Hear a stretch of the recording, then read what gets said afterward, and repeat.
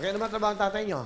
Si Papa po, nagtitinda po siya ng taho, nagtitinda rin po siya ng tokwa, ng soya, ganun po. Si nanay mo? Mama naman po, naglalaba po siya minsan at nag-aalaga po sa dalawa po namin maliit na kapatid. Ayan, sige, mga proud na mga anak. Pakilala nyo na, sino kasama nyo?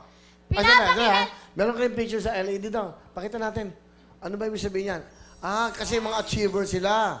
Sila po ay naging champion sa mga pa-contest, mga kantahan. Sa mga pa-contest. O yan, ha? Malalaman natin mamaya. Sige, thank you. Pakilala nyo, sino kasama nyo? Pinapakilala po namin sa inyo ang napakaganda at masipag naming mama, si Mama Nene! Hello, Will! Magandang hapon! Yen, mag-aral kang mabuti. Salamat sa, sa magandang boses na binigay sa inyo ng Panginoon. Nagagamit nyo ito para makatulong sa ating pamilya. Kay Jel, alam ko na minsan kahit pagod kayo, puyat, alam ko na nag-aaral pa rin kayong mabuti. Sana palagi kayong ingatan ng Panginoon natin. Malamahal ko kayong dalawa. Ingat kayo palagi. I Ang love ganda na you. sinabi ng nanay nyo, ha? Di ba? Ikaw muna, yan.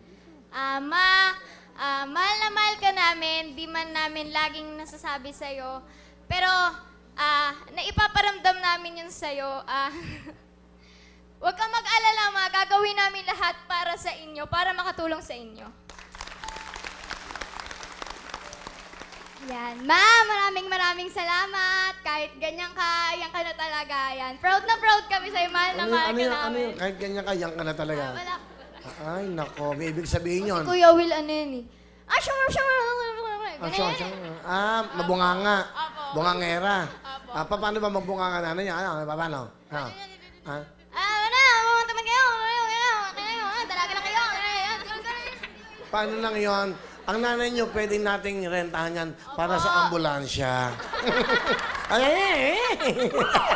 Ano na sabi sa mga anak niyong visit na to? Masaya kayo, no? Mukhang Basta masaya. anak, mag-aral kayo mabuti. Opo, ma. Magpakabait kayo, lalo. Lalo ka na magpakabait ka.